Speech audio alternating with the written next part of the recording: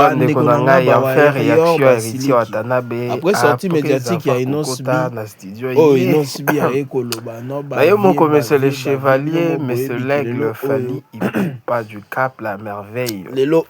enfin héritier Watanabe il est venu nous expliquer maintenant nous expliquer comment est-ce que la signification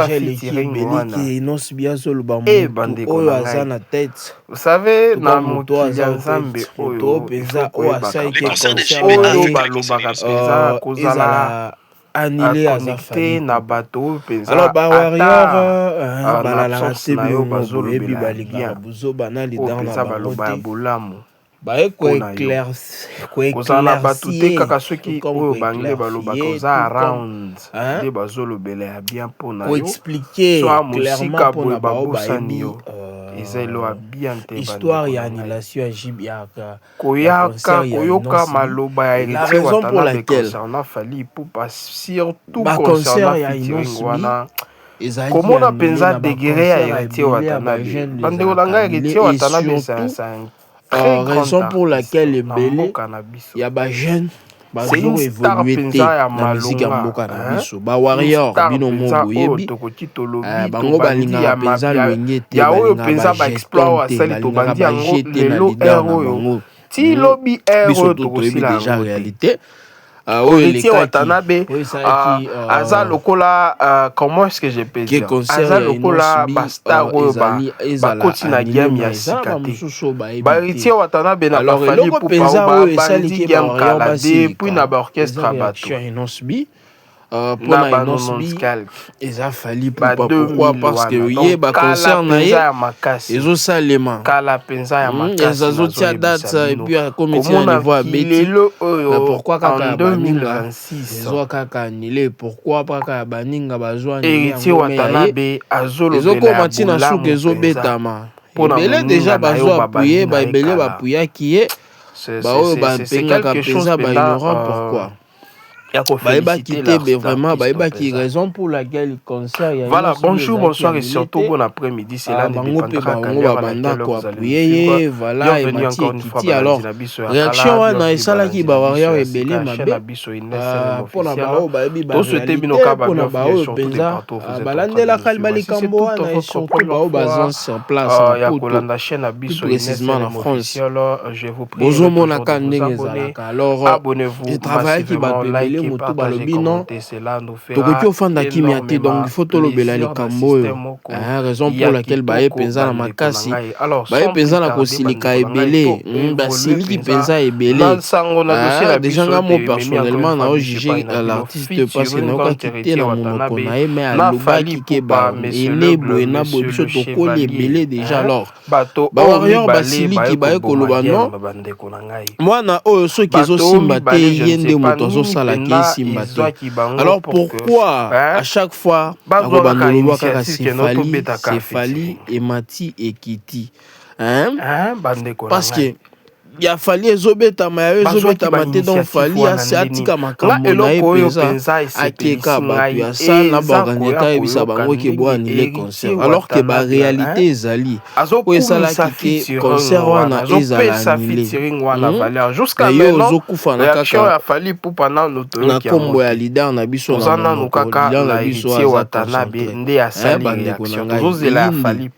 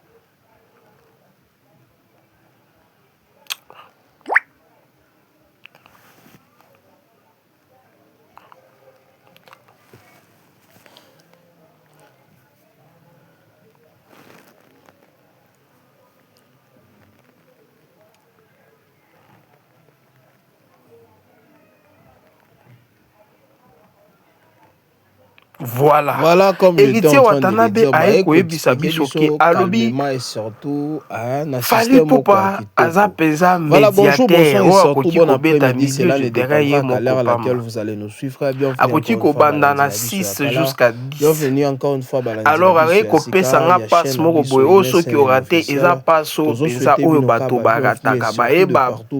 panzi penza pale na ye. Si c'est toute votre première fois tout comme mbalana donc passe wana penza apesaki ngai moyen ya korate yango eza te parce que alambi déjà bilo nyonso atikeli yo kaka olia. Likez, partagez, vous voyez un peu bandeko na ngai degré o penza notification comme je vous ai toujours dit. Malamu yangonga ya notification ezalaka noyebisa bino oyo mpenza ngai nayokaki en tout cas Charles de Paul mataki ngai kaka na maloba wana mais komona ndenge moninga azozwa temps mpenza ya kopresente bandeko na ngai naotiela bino bareaction eza oyo makasi. J'aimerais que tous les partagent analyse eza biloko peza tolingaka bandeko na ngai tolingaka mingi surtout na musique na biso. Vous voyez kilelo oyo ba polémique kilelo ba chichichi eleki makasi penza oyo je ne sais pas même comment est-ce que je peux expliquer parce que nous avons aujourd'hui l'internet est là donc eloko ata mon côté komi bomba donc eloko nyonso tozomona ngo na miso na biso. Alors komona ndenge héritier Watanabe ayeki kosa donc asepelaki na featuring wana ozomona penza asepelaki parce que komona ndenge featuring wana esanosaki bandeko na ngai personne aye demandé Fally Ipupa alansaki kaka na ndenge ya pula po ndeko na ye apesaki alobi mais pour la pour mériter moi quelque chose c'est là na taquiner moi moké tout mon réaction là s'il vous plaît après on va taquiner qu'il faut la bonne communication sauve mais quand tu vas avec l'orgueil les gens sont conscients que tu vas vendre des milliers qui perd dans tout ça c'est toi. Moi je pense que sa communication c'est tellement raté. Non, tout ça là voilà ti que mon kaka bango na donc eza lokola keno voilà moto apelema kino masani tout ça masa moi eza kopesanga te moto asala ki moni donc eza biloko boye c'est du professionnalisme. Pourquoi pas Congo na biso tout monde ba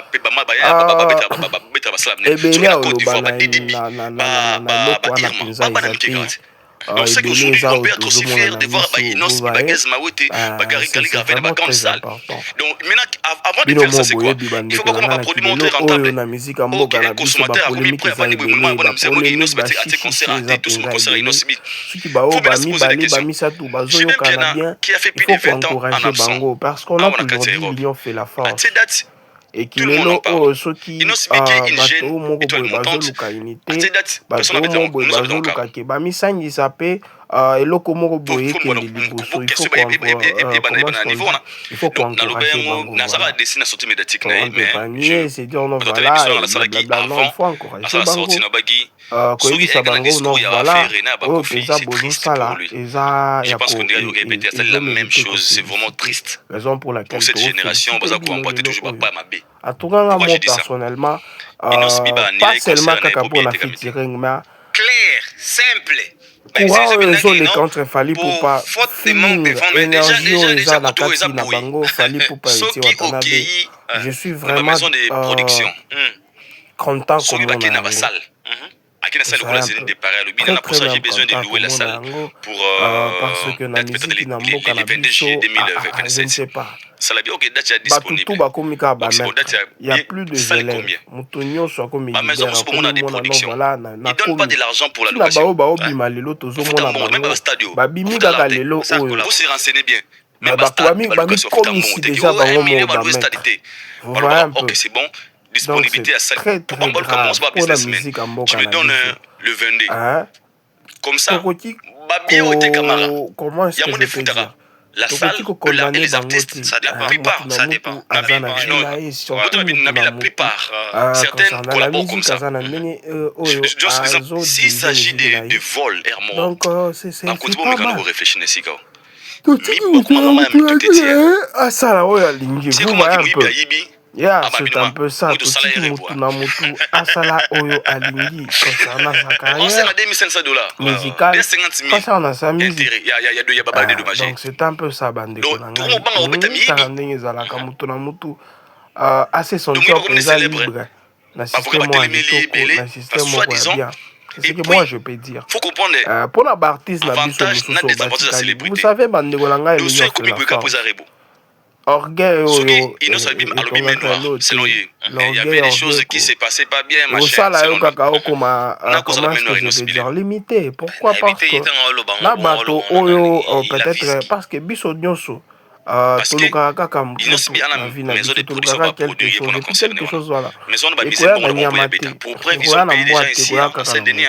Alors ceux qui osent en motoka comment est-ce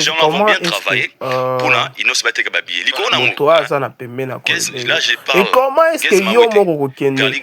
kosenga eloko ozoluka donc ça sera difficile ngala linga ba unité ya ba Nigeria ba Nigeria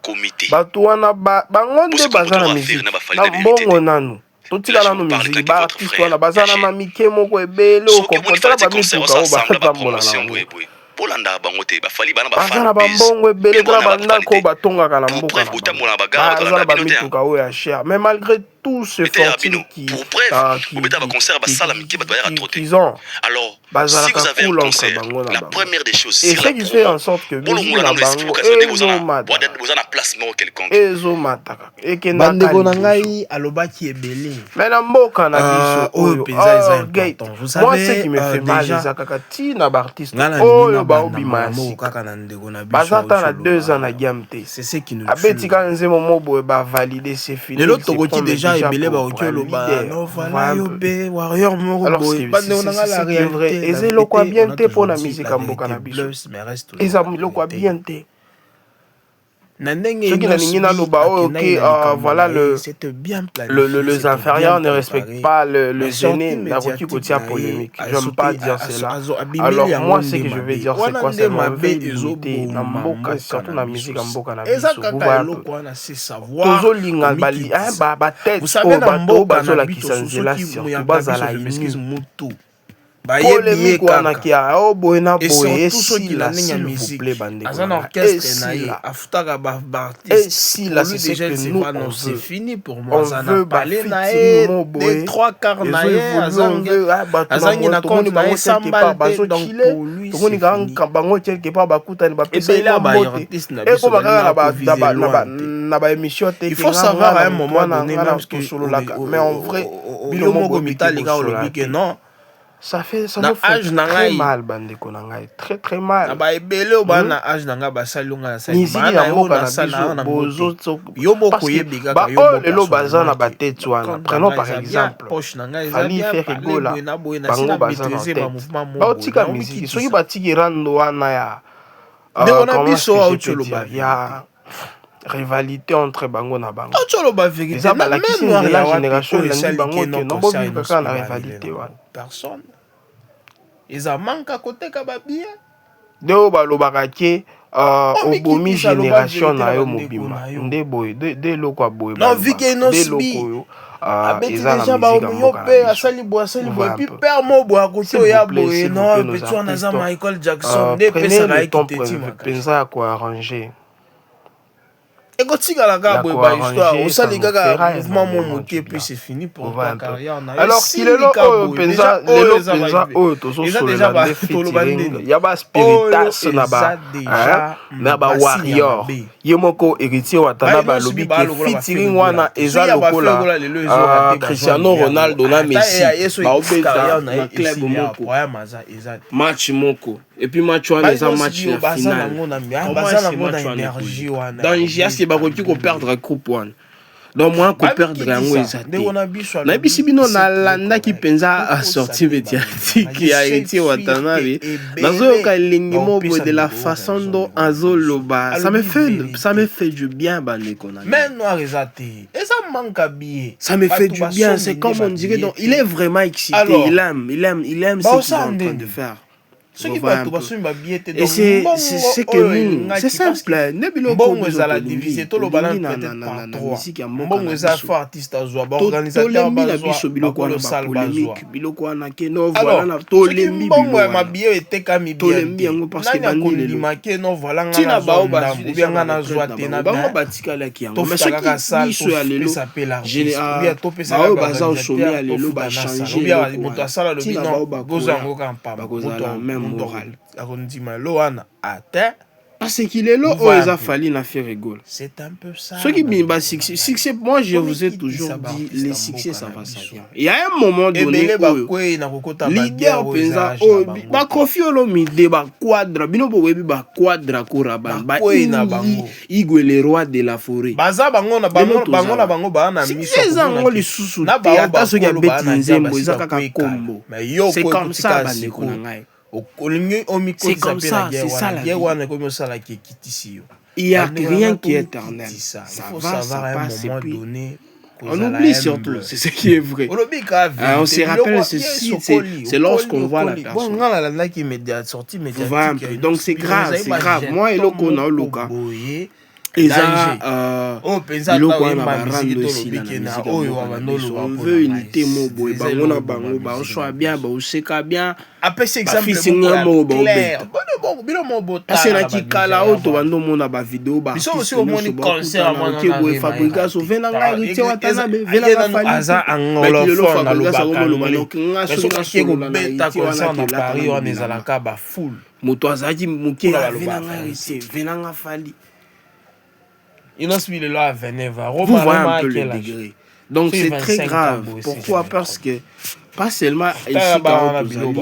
kuna musique ezo ta na oso taila très grave koleka faut ko ba kota na game. Ce que nous devons comme biloko boyena batu na batu na condamné penza isa batu en tout cas c'est comme et surtout batu abakaba ya ba comment est-ce que je peux dire orchestre na ba ce qui l'artiste penza la musique abimi sorti médiatique na ene ba artiste bilamo abiso lingaka na pe na congolais yango na orchestre na pembe sur zolo ba kumisa pour la télé maboko azolo babilo mo nous sommes vraiment impatients parce que na pe na za katia bato ba féliciter bo beta maboko zembo ezobima moi déjà j'ai demandé que et attendre ndenge album parce que moko kozala enough te ya insuffisant penza te voilà tokomi na suka partage na biso merci bandeko na biso pour la kolanda du début jusqu'à la fin. Merci pour la liker, commenter, surtout partager. Cela a été pour nous un grand plaisir. Alors permettez-moi toujours de vous dire bye bye et à la prochaine. Comment sur le succès plus précisément aussi là. Alors Bino, bozolo baké bokoli déjà. Bosandeni bokumba game ondeni. Vitesse ça makasi. Mouvement moké ba nile bokumba game oyo ndeni ne kosila wapi. En tout cas eza passé. En tout cas balobara moto amatoi ayoka encore une fois oyo sortie médiatique ndeko na biso oyo eza clair et simple alobi yango bao ba amatoi bayoka aider bango. Nga personnellement napesi donc naza o penza balobaka coup de chapeau. Je suis d'accord avec ce qu'il vient de dire. Azala Gaulois, Azala Spiritas, Azala Warrior, lobby est concerné musique en bon anabiso et concerné musique et concerné qui fanatisme et c'est ça même la réalité. Mon tata mon côté griffe bako sabino te asali ke non concert non spiona ba comment est-ce que je peux dire ba annulé en ça manque à côté ka ba billet était kani yango suffisamment te ezaki suffisant te c'est la raison pour laquelle ba calcul si ma quitté alors botika biloko wana koloba non mutu mo bwenda za na siba azokanga ba concert ba to mususu ezo ko makani le te bandeko na ngai te botika batu ba aveugle binote la réalité eza oyo bozola bolandela soki ba biloko boye bobo dire ko bolandeli yango c'est simple bandeko na ngai Voilà, bandeko na nga tuvomi na suka partage na bino ya biso lelo. En tout cas, ya koloba nde oyo bato lobi. C'est simple. Merci encore une fois pour la biso. Merci pour la kozwaka bino ya ko partager, ko commenter, ko liker, surtout ya kolanda. Du début jusqu'à la fin. Pour la biso penza ezalaki plaisir monene. Vous êtes tellement ebele comme je vous ai toujours dit. Plus de 20 000 abonnés sur Tobandi kotanga ba kombo to sila lelo te. Lo na okelo bakaka to sepeli makasi. Alors, bandeko na ngai, permettez-moi toujours de vous dire bye bye, à la prochaine. Ciao.